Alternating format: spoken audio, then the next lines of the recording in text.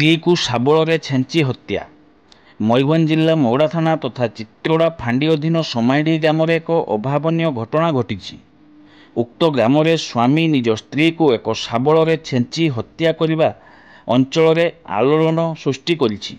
सूचना अनुसार टियासी ग्राम राजू भक्ता और तांकर स्त्री लक्ष्मी भक्ता समाईडी ग्राम निज पिउसी घरे रही बेले कौन कारणवशत दुई जन भितर झगड़ा होता। तेबे गतकाली विलंबित राति लक्ष्मी शोइथिबा अवस्था राजू एक शाबल लक्ष्मी को मुंडरे छेंची हत्या करिछि।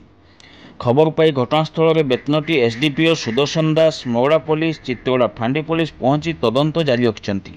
पुलिस मृतदेह को जबत करने सहित शव व्यवच्छेद पर बारिपदा स्थित Raghunath Murmu medical college and hospital को पठाई बेले राजू भक्ता को पुलिस गिरफ्त करिछि एवं एने 362/23 एक मामला रुजु कर जणाଯାଇଛି।